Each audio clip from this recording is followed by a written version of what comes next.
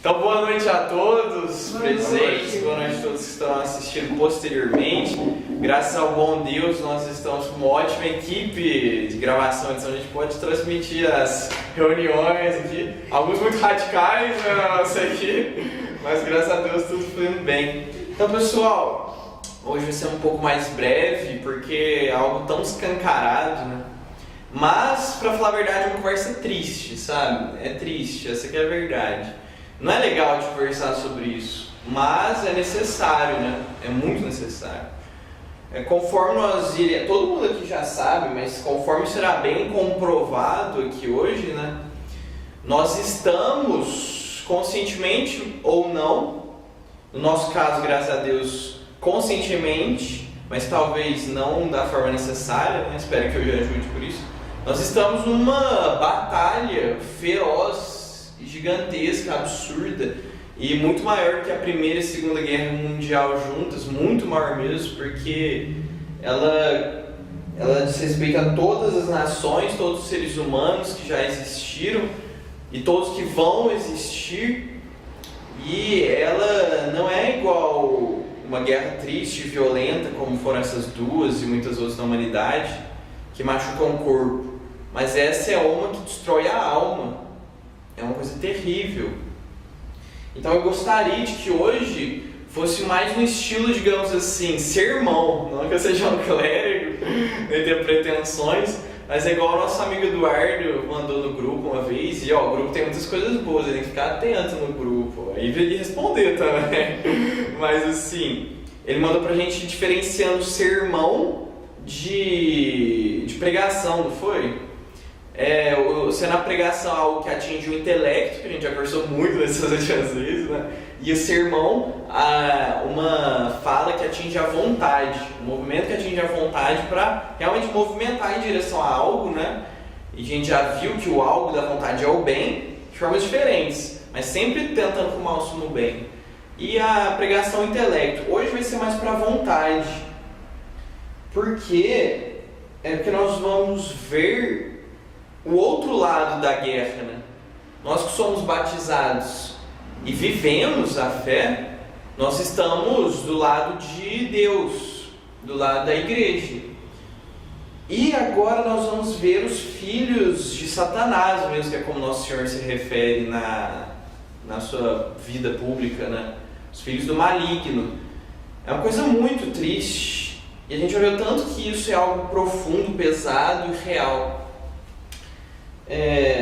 Para começar, então, eu vou ler duas passagens das Sagradas Escrituras que elas têm que ser o direcionamento da nossa vida, embora seja muito difícil entender essas coisas e viver elas, né? Quer ver? Aqui nós estamos no Evangelho de São Mateus, capítulo 13, versículo 24. Essa é a parábola de Nosso Senhor sobre o joio. Jesus propôs-lhes outra parábola. O reino dos céus é semelhante a um homem que tinha semeado boa semente em seu campo. Na hora, porém, em que os homens repousavam, veio seu inimigo, semeou o joio no meio do trigo e partiu. O trigo cresceu e deu fruto, mas apareceu também o joio. Os servidores do pai de família vieram e disseram-lhe: Senhor, não semeaste bom trigo em teu campo? De onde vem, pois, o joio? Disse-lhes ele: Foi o inimigo que fez isso. Replicaram-lhe: Queres que vamos e o arranquemos? Não, disse ele, arrancando o joio, arriscais tirar também o trigo. Deixai-os crescer até a colheita. No tempo da colheita direi aos ceifadores: Arrancai primeiro o joio e atai-o em feixes para o queimar. Recolhei depois o trigo no meu celeiro. Depois Nosso Senhor, estando com os apóstolos, né, os legítimos superiores da igreja, do povo dele, né, ele explicou essa parábola de forma literal. E ele disse que é uma coisa literal, de certa forma. Porque o mundo é totalmente bom. Deus criou tudo, tudo é bom. E esse pai de família é Deus, Deus Pai. Obviamente, quem semeou o joio foi Satanás. E o joio crescendo são os filhos de Satanás, aqueles que vivem segundo o mal moral. As pessoas podem às vezes não machucar ninguém, etc., mas apoiam coisas que para a alma é uma morte terrível, uma violência muito maior do que cortar a mão de alguém, absurdamente pior. Nosso Senhor então coloca essas pessoas como joio e o trigo, aqueles que vão para o celeiro dele, né? A igreja dele, o povo dele. E é muito interessante porque ele mostra que tem que deixar o mal crescer e se desenvolver para que o trigo também se desenvolva de verdade, né? Então o que a gente vai ver aqui é algo que Deus, por amor, permite. E por amor a nós. Que é aquela coisa que a gente já falou várias vezes, né? Que se Deus não desse o livre-arbítrio para nós seríamos marionetes, manequins, nós não seríamos. Então, para que isso aconteça por amor nosso, para que a gente seja alguém e algo de verdade, se realize como pessoa, esse conceito tão vasto e profundo, a gente nem sabe ao certo definir, de tão belo e de tão acima da nossa capacidade, mas que Deus, por amor a nós, Ele tem que permitir isso. E além disso, além de ter que permitir essa coisa terrível, que é o que o exército do demônio faz mesmo, Ele ainda pede uma coisa que é muito difícil, mas que é necessário para ir para o celeiro do Pai, né? Que é o seguinte, no Evangelho de São Lucas 6:27: Digo-vos a vós que me ouvis, amai os vossos inimigos, fazei bem aos que vos odeiam, abençoai os que vos maldizem e orai pelos que vos injuriam.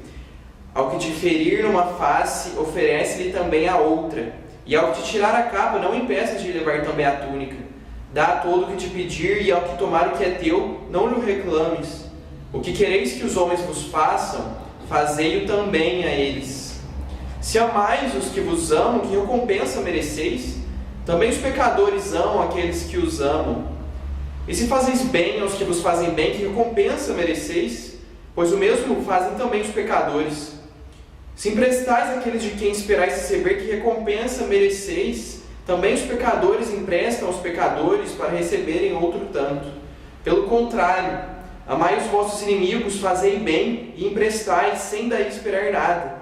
E grande será a vossa recompensa, e sereis filhos do Altíssimo, porque Ele é bom para com os ingratos e maus. Sede misericordiosos, como também vosso Pai é misericordioso. Não julgueis e não sereis julgados. Não condeneis e não sereis condenados. Perdoai e sereis perdoados. Dai e vos será dado. Será colocado em vosso regaço medida boa, cheia, recalcada e transbordante. Porque com a mesma medida com que medirdes, serei medidos vós também. Então, maravilhoso isso, né? Fala por si só, quer dizer, Nosso Senhor mesmo fala. Então agora a gente vai abordar verdadeiramente a conjuração anticristã na modernidade, né? Esse título é o mesmo de um livro do Monsenhor famoso, que aborda temas muito importantes e necessários, às vezes, lógico, de forma até melhor do que eu vou falar aqui agora, mas não vai ser igual ao livro. Vai ser com base em acontecimentos recentes, em agentes contemporâneos a essa fala de agora, né? E pessoas que estão fazendo e começaram o movimento globalista, que é um movimento, digamos assim, lá pelo início do século XX, é um movimento imperialista transformado, né? É interessante ressaltar de início que o globalismo é muito bem explicado pelo professor Olavo de Carvalho, né, os professores, assim, mas a grande mídia, o establishment mesmo, a gente vê tipo Globo, esses sites Folha de São Paulo, BBC, você tem aquela CNN, tem universidades, né, professores de ciência política, etc., professores de história, de Unesp da vida, USP, Unicamp, FMG, federais, né? Eles têm o globalismo como uma teoria da conspiração, né? Tipo assim, nossa, esses direita radical, conservadores, tradicionalistas loucos, acham que existe uma conspiração para dominar o mundo, etc., de ricaços, governos, etc. E eles são os primeiros a bradar sobre o imperialismo americano, coisas terríveis do tipo colonialismo europeu, o neocolonialismo. Isso é a mesma coisa, é um grupo de pessoas querendo dominar outras nações e o mundo, né? No final das contas. Isso a gente vê na história consolidado com o movimento nazista, com o movimento soviético, um movimento de expansão total, global, obviamente, né? A União Soviética ali teve a guerra do Vietnã, por quê? Porque a União Soviética estava se expandindo ali, ajudando a galera, pegando um pouco para si, etc. Os nazistas, Primeira Guerra, óbvio, né? A Guerra dos 100 Anos, a Inglaterra querendo tomar ali o norte da França, né? É uma coisa tão clara que isso sempre aconteceu e vai acontecer na história da humanidade, né? É tão óbvio isso. Isso é o pecado original, no final das contas, é aquela coisa claríssima, né?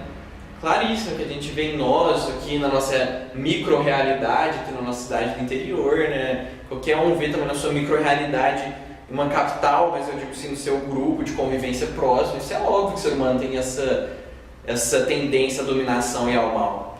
Então a gente vai ver aqui nessa aula que não tem nada de teoria da conspiração e é uma das coisas mais claras, é até um dos movimentos políticos mais claros que existem, porque ele tem uma identidade muito forte e uma atuação muito centralizada, diferente de outros movimentos políticos que são mais difusos assim, e alguns que são, você nem pode dizer que é o movimento certo.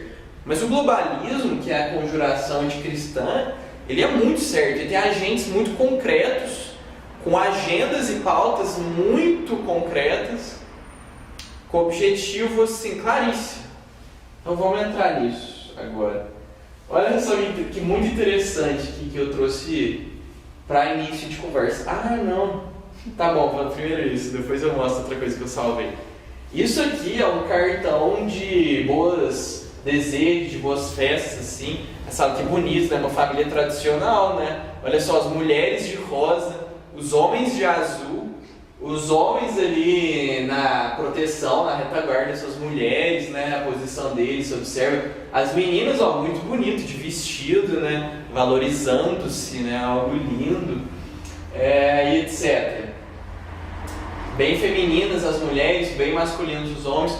Porém, o que é mais engraçado e estranho é que essas pessoas são as pessoas que mais investem, mais dão força para o movimento LGBT, para essas coisas malucas de poliamor, para aborto.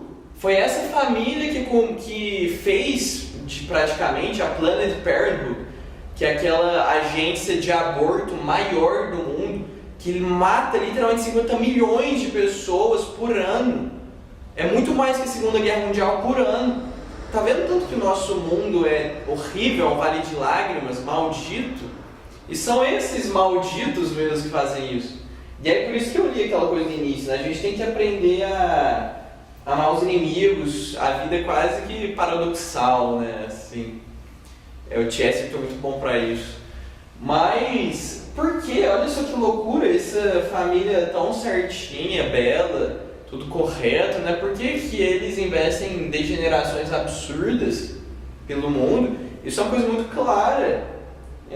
Você vai na Fundação Rockefeller, no site deles, você vê que eles investem mesmo em Planned Parenthood, universidades muito loucas, ciências humanas, medidas de anticoncepcionais, coisas do tipo, sabe? Isso não é escondido, eles não fazem isso escondido. O que eles manipulam é a intenção deles, mas isso qualquer um pode perceber. Eu nem coloquei os dados aqui porque é muito claro. Tem o artigo na Brasil Paralelo sobre o Greenpeace. Eu coloquei o link lá, que você aperta e você vai lá pro site direto deles e fala que eles doaram milhares. Depois a gente fala sobre Greenpeace, ambientalismo. Mas por que esse povo faz isso? E é meio simples a resposta. Primeiro, uma resposta econômica, né, que o professor Olavo de Carvalho fala, que são os metacapitalistas, né? O que são eles? São capitalistas que ganharam tanto dinheiro, fizeram corporações tão grandes, que eles transcenderam o capitalismo, porque eles não têm concorrência, eles não têm problemas financeiros de nenhuma origem. E quando eles chegam nesse nível, mais as desordens da alma humana, eles realmente querem dominar o mundo. Imagina, quantas pessoas a gente não conhece assim que fala que queria matar alguém, queria dominar o mundo, etc. Mas a pessoa não tem meios e fica só por falar, né? Isso é quase todo mundo, né, desse mundo decaído. Agora, imagina essas pessoas com poder para fazer isso. Vocês acham, de verdade, alguém que acha que as pessoas não fariam essas coisas muito loucas assim? Óbvio que faria, né? Perseguiria os outros, faria coisa terrível assim. E é isso que aconteceu. O primeiro Rockefeller, John Rockefeller, ele fez a Standard Oil, né? Que ele começou com gasolina, petróleo, essas coisas. E o cara explodiu no mundo inteiro, começou a comprar todas as refinarias lá no Oriente Médio, a África colorou lá assim, aqui na América, né? A gente tem muito petróleo em Venezuela, etc. O cara, ele se tornou um dos homens mais ricos da história humana e o mais rico da modernidade, assim, de longe, sabe? Aí esse sujeito, então, ele transcendeu o capitalismo. E aí ele falou, o que eu vou fazer com todo esse dinheiro? O cara literalmente tem dinheiro pra tudo, assim. Aí o primeiro John Rockefeller, a mãe dele era uma batista, protestante, né? Batista, muito devota, assim, né? Aí ela incentivava ele a fazer caridade, né? E ele fazia, doava para os batistas, fazer caridade, fortaleceu a classe média, doou casas, etc. Fez muita coisa assim na Fundação Rockefeller, que era o órgão que ele criou para isso, da empresa dele, né? Standard Oil, que depois no futuro veio a ser dono, se não me engano, da Shell, etc. Várias dessas coisas que a gente conhece de gasolina. Aí, ele fez essas coisas, tinha lá a Fundação Rockefeller. Porém, quando chegou a herança pro neto dele, o David Rockefeller, aí o negócio degringolou geral, assim. Aí o David Rockefeller, ele já não era cristão, ele já não tinha nenhuma mentalidade cristã. O David Rockefeller, com uma mania de querer ser Deus mesmo, de querer fazer o mundo um lugar melhor, porque assim, eu vou mudar o mundo.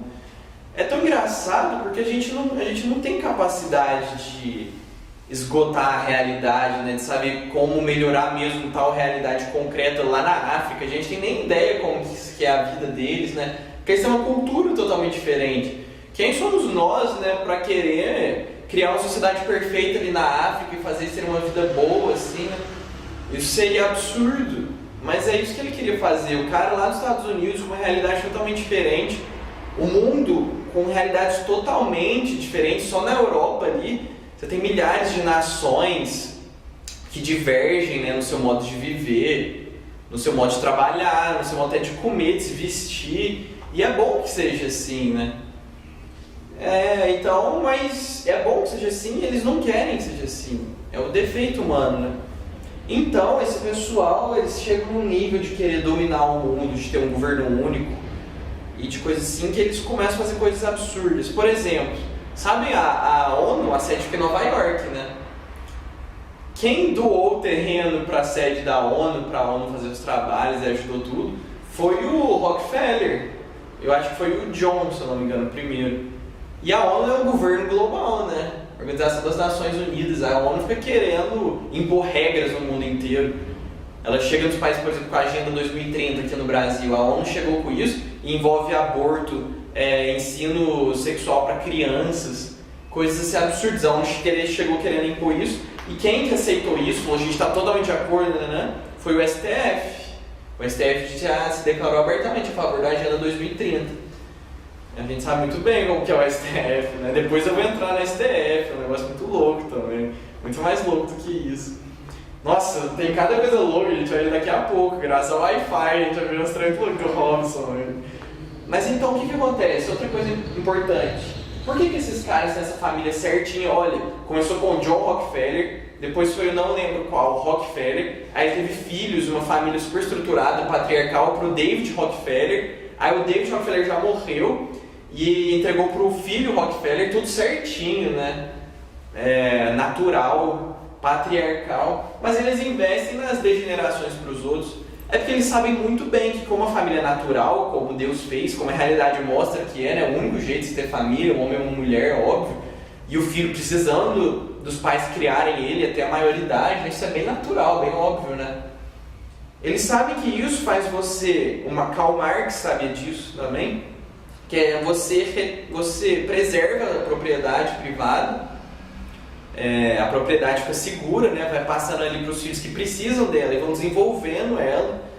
Você tem ali um desenvolvimento psicológico também. Até o Freud, doidão, também sabia que era necessária figura paterna e materna para diversos aspectos da vida psicológica.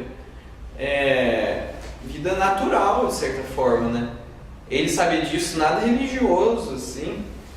E o que acontece? Isso cria pessoas estáveis, mantém a propriedade, deixa a vida boa, digamos assim. Mas como que você vai dominar essas pessoas, né? Estão tudo certo, etc, vivendo a vida, tendo sua propriedade. Como você vai tomar as coisas delas? Vai ser muito difícil, né? Então, baseados muito no Gramsci, na escola de Frankfurt, né? Esses grandes bilionários investem na cultura, na destruição da cultura. Por quê? Não tendo esse regime de pai e mãe criando certinho, né? Com a mãe ficando em casa e vendo certo o que está acontecendo na educação dos filhos, com a mãe vendo o que eles estão aprendendo coisa de verdade ou não, né? Dando um amparo psicológico ali necessário, com o pai protegendo e sustentando a família para que tudo isso aconteça e também ensinando o filho a ser homem e protegendo a filha mulher. Sem isso as pessoas ficam loucas, e é isso que a gente está enxergando hoje em dia, né? Esse povo de Universidade Federal, não precisa nem te dar exemplo, todo mundo sabe. Ou teve uma coisa providencial que Deus permitiu que eu tivesse na minha vida, que foi um dia que eu estava chegando na faculdade, aí tinha um grupo das principais feministas, já contei isso pra vocês, né? Se eu contar pra ficar gravado, assim. Aí eu encontrei as principais feministas reunidas no elevador e eu fiquei lá na fila pra entrar no elevador, subir, né, ir pra aula. De repente, quando eu cheguei, tava de manhã, né, todo mundo com o olho inchado, assim, cansado, sem prestar atenção em quase nada, nem sabe o que tá acontecendo direito. Aí eu cheguei lá, fiquei assim do lado, aí eu escutei elas conversando, aquelas meninas com aqueles cabelos meio doidos lá, não era tão doido igual a federal, mas geral, aquelas meninas que você percebe, mais diferentona, assim, negócio revolucionário, né? Aí elas estavam falando, nossa amiga, você também? Seu pai também nem sabe que você existe? Ou, eu tô lá em casa no meu quarto, o meu pai chega, eu nem sei se ele chegou ou não, ele nem sabe se eu tô viva, como que eu tô. Começaram a falar assim, a outra, não, meus pais são divorciados, meu pai nem me vê, só dá dinheiro, etc. E começaram a falar assim, e elas são os mais doidas, que mais acatam tudo que os bilionários mesmo passam pra elas, né? Tudo que os professores jogam e aceitam, sabe? Que não tem um senso crítico de verdade. Que eles que não têm um senso crítico de verdade. Isso gera problemas que destrói a pessoa e você domina facilmente. Isso está acontecendo, ó.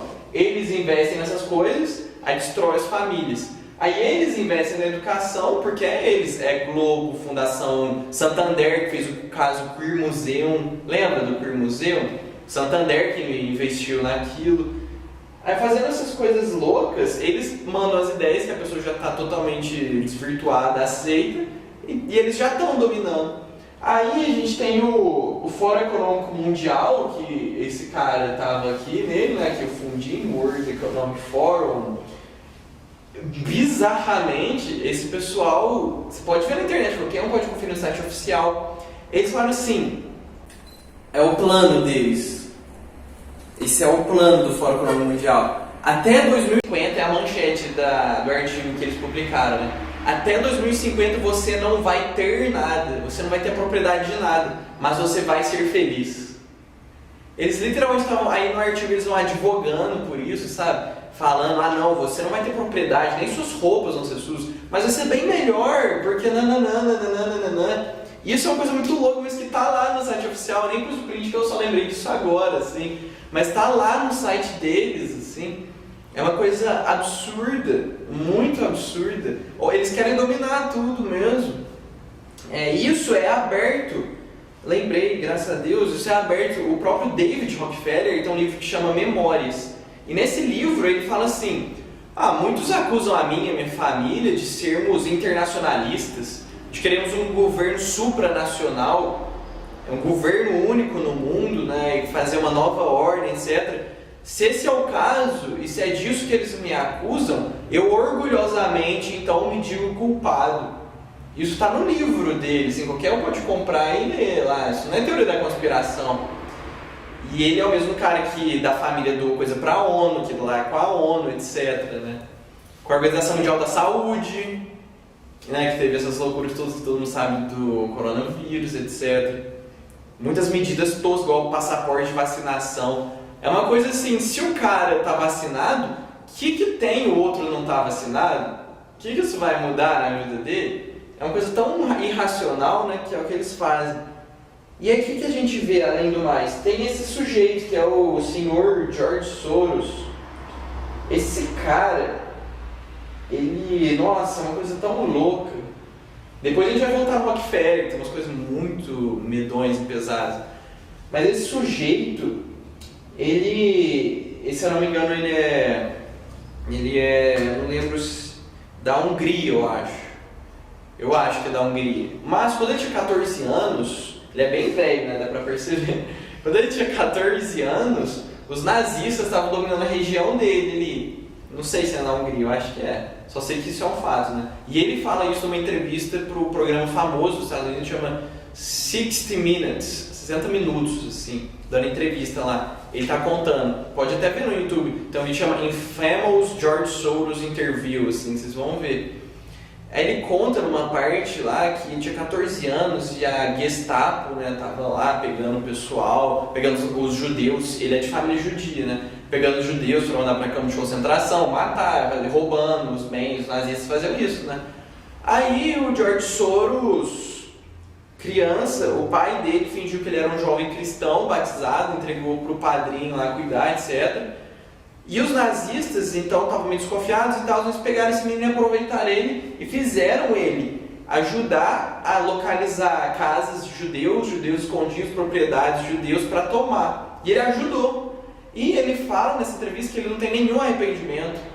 Fala, não, isso aconteceria de qualquer jeito, etc. Eu fiz o que eu tinha que fazer para sobreviver e tal. Fala, aconteceu, não tem nenhum peso na consciência. E ele fala com uma cara tão tranquila, que é tão bizarro, uma coisa psicótica, assim, sabe? Parecendo Hannibal Lecter, assim, um negócio horrível. E aí ele também conta nessa entrevista que ele é um investidor. Ele fez a fortuna dele, que ele é um dos caras mais ricos do mundo, dos 20, se eu não me engano, ele está na lista. Ele fez com investimentos arriscados, assim, coisa de ação, mas muito arriscada que poucos fazem. Mas se você lucra muito, você perde muito. E ele foi ganhando, foi mandando bem, né? Teve um caso dele que ele apostou contra a Libra da Inglaterra, e ele fez ela desvalorizar muito, quase quebrou a Inglaterra, assim. E aí ele faz uns investimentos que destroem muitas empresas e coisas assim. Aí o cara perguntou, você não tem peso na consciência por isso? Ele falou, não, eu invisto para ganhar dinheiro mesmo, sem ter consciência dos problemas que isso vai acarretar. Essa é a minha profissão, é o que eu faço. E ele fala que para corrigir isso, de certa maneira, ele fala que no trabalho dele, ele literalmente fala isso, ele não tem nenhuma moral, e ele faz tudo sem se importar com nada, mas que para meio que corrigir isso ele tem a fundação Open Society Foundation, né? Que é a fundação que ele criou para fazer filantropia. E essa fundação dele, ela investe em coisas tenebrosas, assim. Olha só, para aliviar a consciência dele, faz coisas mais tenebrosas ainda, que bizarro. Ele, por exemplo, investiu na página que um dos fundadores, se não me engano, daqui de Paraíso, Quebrando o Tabu, ele investiu $100 mil entre 2016 e 2019. Ele também investiu naquela Mídia Ninja, sabe? Aquela página super esquerdista, aquela página que ele prega a liberação das drogas, aborto, odeia o Bolsonaro, é a favor de polifamílias, essas loucuras aí. Ele investiu $80 mil para eles. Ele investiu mais de $1 milhão para aquele Instituto Sou da Paz, que defende desarmamento civil. Uma coisa também tão horrível, que os nazistas fizeram tudo isso com ele. A primeira coisa que eles fizeram foi, quando chegaram no poder lá na década de 30, foi desarmar a população. Porque desarmando a população, eles vão conseguir dominar todo mundo, né? É tão óbvio essas coisas, ele investe nisso. Ele investe em diversas ONGs desse tipo, sabe? A Open Society Foundation tem artigos defendendo a legalização de todas as drogas.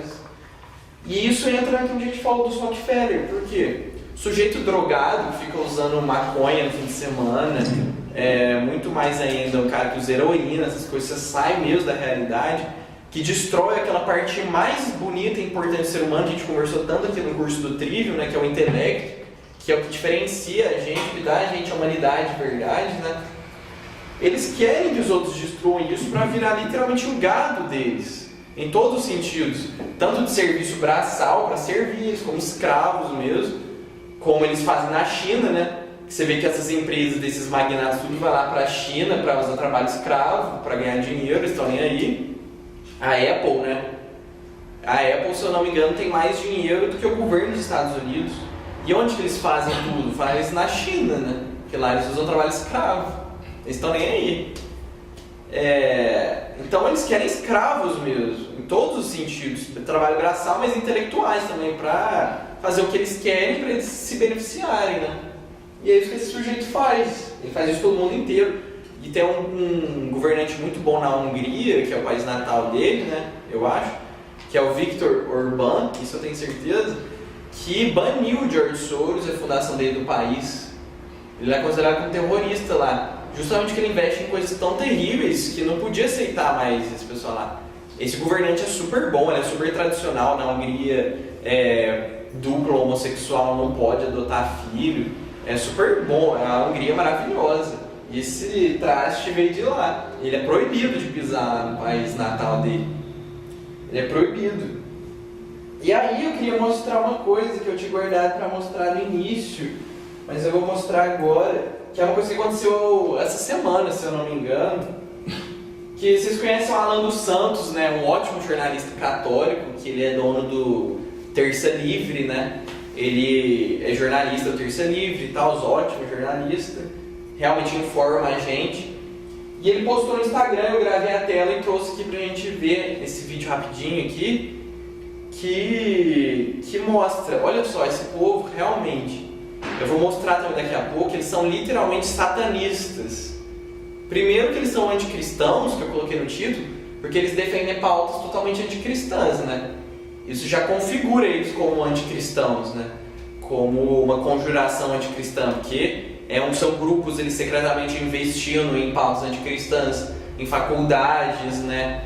Em escolas, na TV, né? A gente vê a Globo, a Globo é parceira da Rockefeller, Ford Foundation, vários projetos que tá lá, escondido de ninguém. E a Globo é que tem malhação com jovenzinho homossexual, né? Com jovenzinho indo contra fascismo, né? Fascismo, qualquer coisa que eles não gostam. Liberar a favor de drogas e coisas horríveis, assim, que tem programa Zorra Total, que zomba de Nossa Senhora de Fátima, abertamente, zomba da Santíssima Eucaristia. Essas pessoas trabalham junto. Então só deles fazerem isso, eles já são satanistas de certa maneira, né? Mas eles já estão sendo anticristãos. Já tem uma conjuração anticristã por isso. Mas na verdade a gente vai ver que esse posto pessoal é tudo ocultista. E que eles literalmente prestam um culto de adoração. Porque o ser humano, nós sabemos que nós somos muito pequenos, né? Embora no Trivium a gente tenha visto muita coisa legal, descoberto muita coisa legal, ainda existem milhares de coisas que a gente não tem a mínima consciência mesmo. E muitas coisas a gente realmente tem que ter fé, né? Muitas coisas assim, a razão demonstra que aquilo tem sentido, mas não comprova muitas coisas. A gente não sabe também quase nada sobre cérebro, DNA, etc. Então, obviamente que nós sabemos de uma maneira boa ou ruim nosso lugar na vida, digamos assim. Esse pessoal também sabe que eles precisam de ajuda do além. E eles realmente prestam culto a Satanás, como a gente vai ver agora. Eles são satanistas. Aquilo que Santo Agostinho falava, que na verdade, esse mundo é só a luta entre a cidade de Deus e a cidade do demônio, que ele também chama de cidade dos homens, é muito verdade. Aquela coisa... Cidade dos homens por quê? Porque ele fala, 2 amores formaram 2 cidades. Uma, os homens foram se amando tanto e tanto a si mesmos, que chegaram até o ódio e desprezo de Deus e fundaram sua própria cidade. E outros homens foram amando tanto a Deus, conhecendo tanto a Deus, se aproximando de Deus, que eles chegaram ao desprezo próprio. Só existem essas 2 realidades, né? Ou é o pecado original, você se acha Deus e se serve, ou você reconhece Deus como Deus, e você como criatura, e ama e serve a Ele, até desprezando a si mesmo, que você vai desprezar aquelas tendências horríveis em você. Então, se você não tiver isso, e não tentar ter isso mesmo caindo, continuando, você vai servir Satanás, que foi o primeiro pecador. Olha só o que aconteceu nessa semana.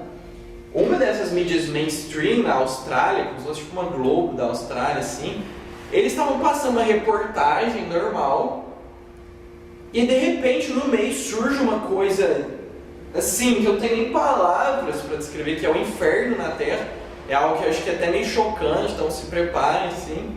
Do nada, surgiu ali e voltou como se tivesse nada acontecido para a reportagem. Ora, se o vídeo apareceu ali, porque eles têm salvo nos negócios deles, né? Pelo menos alguém do alto escalão ali da edição de gravação, do conselho de gravação, que faz as reportagens, etc., tinha aquilo ali, né? Olha só o que aconteceu. Mas isso não é nada, hein, gente? A gente vai ver coisa muito mais profunda daqui a pouco. Olha isso. Sem querer deixou. Tipo no início. A câmera tá pegando um pouco a TV? Uhum. Deixa eu aumentar um pouquinho o som. Tá aumentando o som?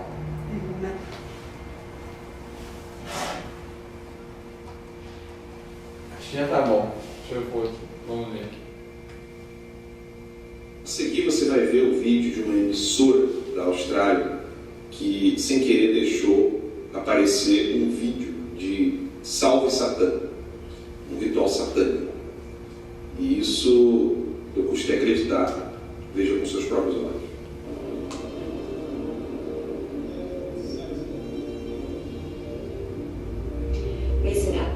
Esse é o tipo de mídia que o terceiro livro não quer ser. Vocês viram isso? Uma coisa assim, indescritível, de terrível.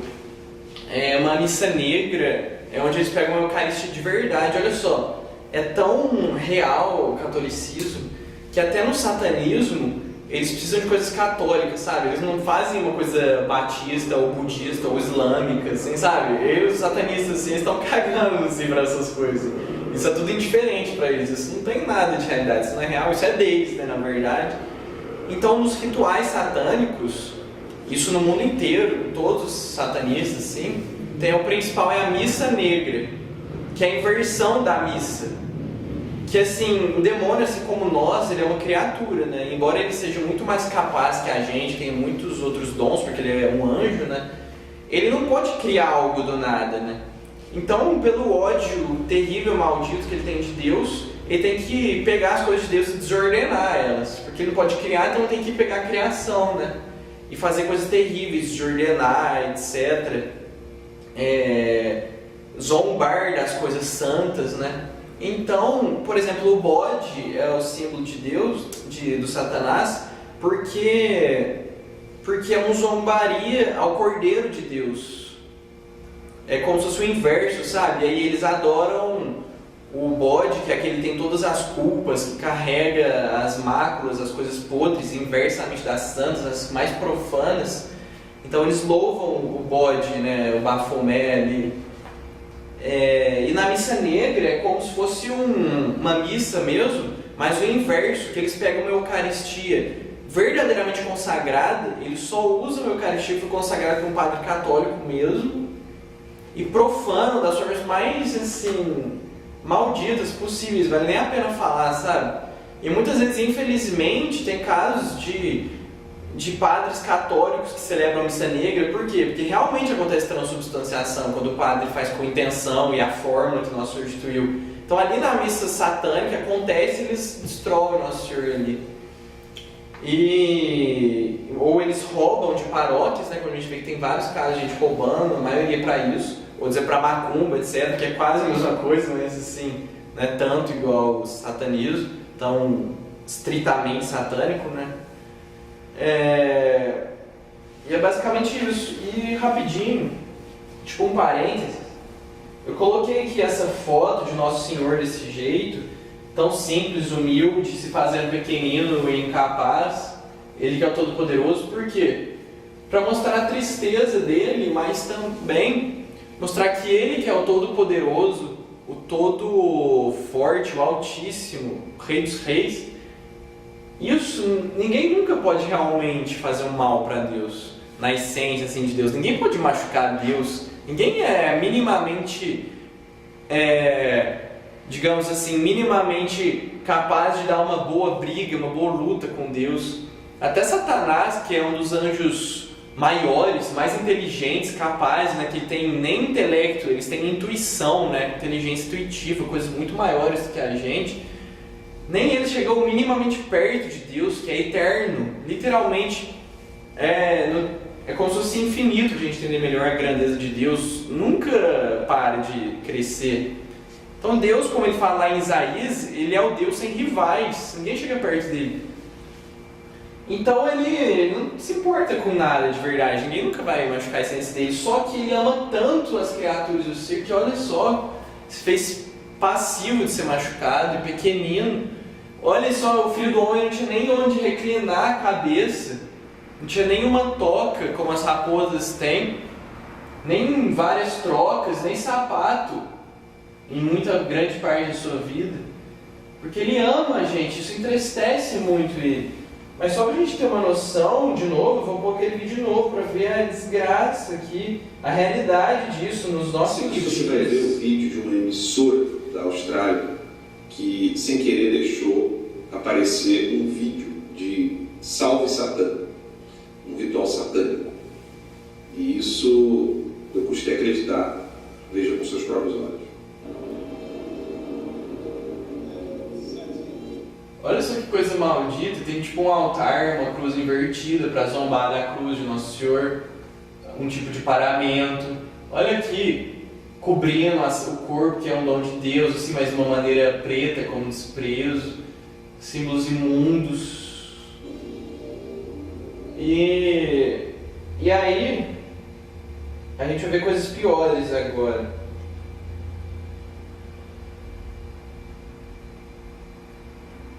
É o seguinte, existe algo chamado Clube de Bilderberg, né? Que é aquele nosso conhecido, que a gente já falou hoje, que é o David Rockefeller fundou. Ele fundou vários grupos, fundou a Comissão Trilateral, que envolve pessoas super poderosas no mundo inteiro. Mas esse Clube de Bilderberg, ele é um grupo que literalmente se reúne em pessoas super ricas, super influentes, a portas fechadas. E eles mesmos falam assim para a imprensa que é para tratar sobre temas importantes do mundo, mas não revela para ninguém nada que acontece lá dentro. E olha só que engraçado, né? O pessoal extraoficialmente se reunir, tratar coisas, a gente devia ser coisas oficiais e abertas, né, para o público. Mas não. E por exemplo, olha tanto que eles são poderosos, falam a teoria da conspiração. E é muito ridículo. Fazer um artigo lá, estava pesquisando, aí eu vi uma reportagem da Time, que é uma mídia de establishment, assim, total, né? E eles falam assim, não, a direita ultrarradical afirma que esses grupos, eles têm poder sobre o mundo, são globalistas, etc, uma coisa tosca, né? Mas aí eles mesmos vão descrever um grupo, super ricos, super poderosos, líderes mundiais reunidos num lugar secreto para tratar de temas importantes para o mundo, para as nações. Olha só, e aí eles falam na mesma reportagem que pessoas como Bill Clinton e o cara que eu esqueci o nome, eles foram lá quando eles não eram quase nada, assim, pelo menos não oficialmente no governo. E de repente, depois que eles participaram do Clube de Bilderberg, fundado pelo David Rockefeller, os caras, um virou presidente dos Estados Unidos e outro virou primeiro-ministro da Inglaterra. Mas não é nada demais, né? O organizador só o David Rockefeller, o cara que doou o terreno pra ONU, tipo, quase que o chefe da ONU, assim. Mas isso é teoria da conspiração, né? Mas aconteceu uma coisa muito doida nos anos 2000, que tem um repórter chamado Alex Jones, que ele fundou o InfoWars, e o InfoWars foi banido de tudo do establishment. Ele não pode ter conta no YouTube, no Facebook, no Instagram, não pode ter no Spotify, podcast, assim, não pode ter nada. E por quê? Porque ele atiçou muito os poderosos. Interessante que fala poderosos, porque as Sagradas Escrituras falam disso, né? As Sagradas Escrituras tem um salmo que fala exatamente sobre isso. Assim, os poderosos se reuniam e tentavam dominar o mundo, e Deus, no alto do seu trono, ria deles. E depois continua falando que Deus amava eles, tinha misericórdia, queria que eles se convertessem, mas eles continuavam com os planos estúpidos deles. Isso lá antes de Cristo, né? Isso antes de Cristo já era dito. Nossa Senhora no Magnificat, né? Aqui tá gravando? Pode falar. Nossa Senhora no Magnificat, ela fala, né? Destruir os poderosos e os ricos, etc. Nossa Senhora, ela tá falando exatamente sobre esses caras da época, assim, né? E o que acontece? Deus vai destruir essas pessoas. Ele não quer isso, mas se eles continuarem, né? Eu esqueci de ler uma passagem aqui que os apóstolos falam assim: Cristo, quando eles estavam passeando e umas vilas negaram o Nosso Senhor, nós podemos ordenar que meteoros cheios de chamas e enxofre desçam sobre esses lugares que negaram, porque eles tinham esse poder, Nosso Senhor deu o poder sobre os demônios para eles, né? É um poder absurdo, curar doenças. E Nosso Senhor fala: não, o Filho do Homem não veio para condenar, mas para salvar, né? Então Deus permite essas coisas terríveis, porque Ele quer a salvação dessas pessoas terríveis, das pessoas não influenciadas. E esse é o meu objetivo com a fala de hoje: mover a nossa vontade para que a gente possa mais ardorosamente servir, amar a Cristo, a igreja, a nosso bondoso Deus, porque é um campo de batalha que a gente está travando pelas almas contra esses generais do demônio aqui. Isso é uma coisa muito importante, gente, muito real. A gente tem que parar e olhar para nós mesmos: o que eu estou fazendo nessa batalha, e ver o que eu posso fazer a mais, entregar mais para Deus, que Deus me deu tudo, que o mínimo que eu posso fazer é entregar tudo. O que eu estou fazendo? Será que eu estou entregando o meu tudo melhor, de acordo com os talentos que Ele me deu, né? Fazendo frutificar de acordo com os talentos que Ele me deu? Muitos têm vocação, por exemplo, para só ser um artista, não ser alguém que, igual a gente às vezes trata sobre política, temas sociais, etc. Mas essa pessoa luta a guerra quando ele se dedica a ser um bom artista e fazer essas coisas para a maior glória de Deus, etc. Às vezes de forma indireta para a maior glória de Deus. Mas se ele está fazendo o trabalho dele bem feito ali e mantendo os valores cristãos, ele está lutando a batalha. A gente tem que ver nós, às vezes não é a gente ir denunciar isso, ele se tornar um político ou se tornar pelo menos comentarista, é algo do tipo. Mas nós temos que nos dedicar mais para Deus, que a gente já vai estar nessa batalha. A gente tem que lembrar que a vida é guerra perpétua pela salvação da nossa alma e do próximo até a morte. A gente tem chance de se condenar até a morte, e os outros têm chance de se salvar até o último momento também. Então a gente tem que ver que se a gente não tiver essa guerra perpétua, essa consciência agora, provavelmente a gente vai se condenar, sabe? Igual o Ítalo Marcilli fala, né? Essa história de que no final vai dar tudo certo, pelo menos nas nossas vidas, na história a gente sabe que sim, que vai ter o juízo final e que nosso Deus vai triunfar sobre tudo isso. Então a vitória é certa. O problema é que a gente tem que aplicar a vitória na nossa vida. E isso não é uma certeza de que vai dar certo, pode dar errado. O Ítalo Marcilli fala, né? Essa história de que no final vai dar tudo certo é ridículo. Ele, como médico em UTI, assim, chegando em pacientes, estavam ali na beira da morte, ele chegava: meu senhor, para um senhor que não rezava, não tinha um hábito de estar com Deus, né? Aristóteles falava que o hábito leva a gente a constância a se tornar aquilo. E esse senhor tinha um hábito de não estar com Deus. O Ítalo chegava assim: meu senhor, o senhor está morrendo, vamos rezar um Pai Nosso para pedir a Deus a graça de você salvar. Aí ele: não quero. Aí eu falei: mas qual o problema? Só rezar um pouco aqui, você vai poder se salvar, você está quase morrendo mesmo, está quase indo para o outro lado, vamos rezar, meu senhor. Ele: não quero. Insistia assim, falava: arrepende dos seus pecados. Não. E o cara negava. E ele chegou e faleceu nesse estado. Ele faleceu nesse estado. E ele se defrontou com o Nosso Senhor logo após. E ele entrou na eternidade negando estar com Deus. Porque ele saiu do tempo, né? A gente viu naquela coisa da alma imortal, etc. Não viu tão profundamente, a gente viu um pouco. Ele entrou na eternidade naquele momento. Ele, que é a alma dele, é ele, né? E ele entrou negando Deus. Imagina. Esses caras querem isso. A gente vai ver agora tudo que eles querem isso, para encerrar mesmo. Que na verdade quem guia eles é o demônio. Porque também Nosso Senhor fala que o demônio é o príncipe desse mundo, né? Você acha que essas pessoas também conseguiriam tudo tão fácil? Porque, igual o Ítalo também fala, o elemento da sorte é um dos mais essenciais na vida para a gente ter um certo, digamos assim, para conquistar as coisas, né? Todos nós aqui já conquistamos coisas, etc.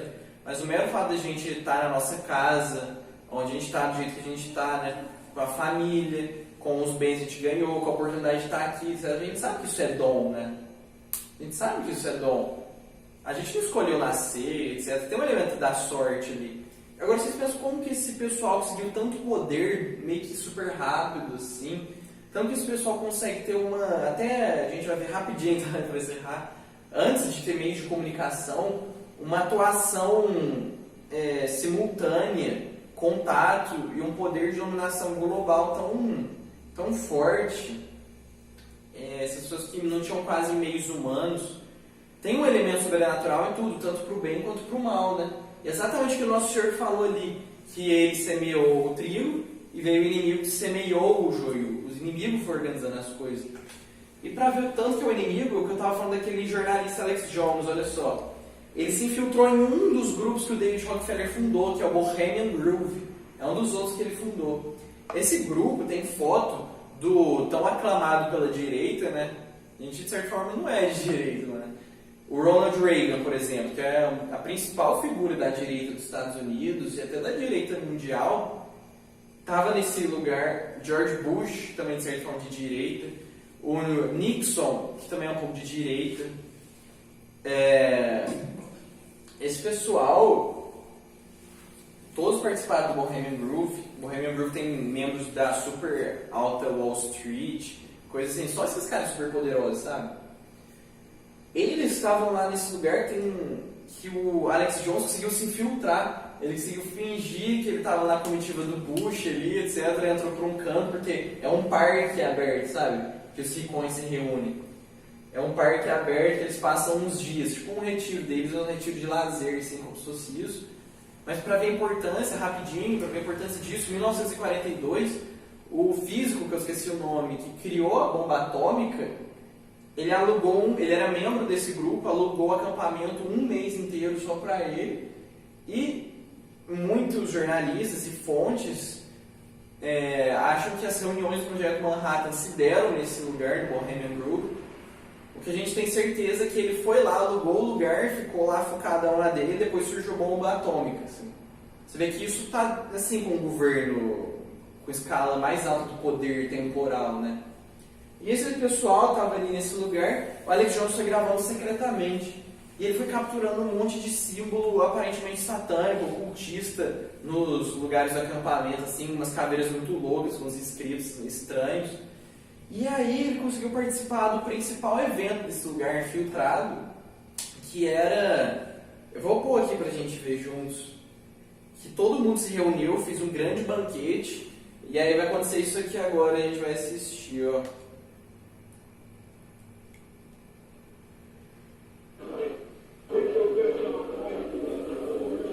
Vocês estão vendo bem?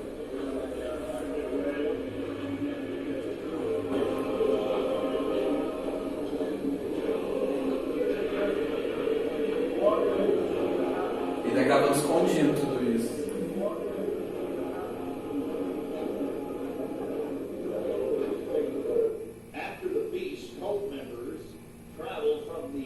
Tanto de gente, só gente alto Wall Street, sim. Depois ele entrevista esses caras lá em Wall Street.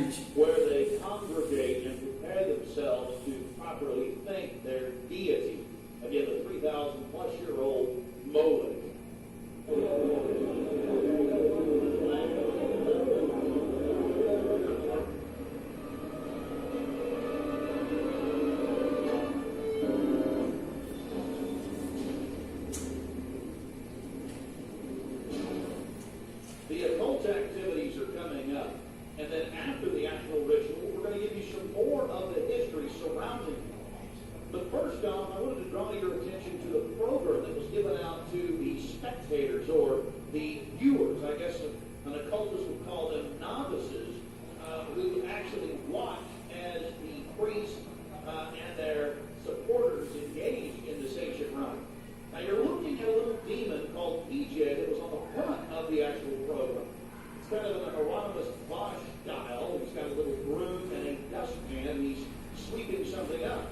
Now even more shocking is the figure of a human body burning in the flames. In fact, I've shown it to people that are experts in anatomy, actual doctors. They say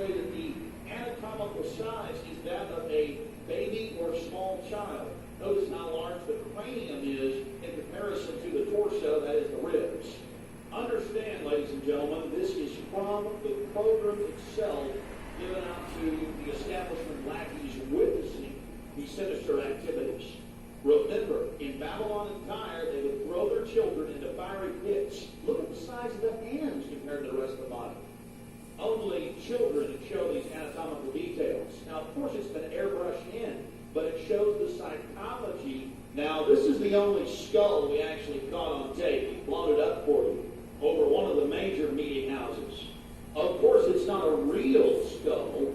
It was extremely oversized up on the signage. But what we're trying to make here is the entire compound was literally infested with symbols of death, skulls, owls, and long last, here it is, the cremation of care unveiled.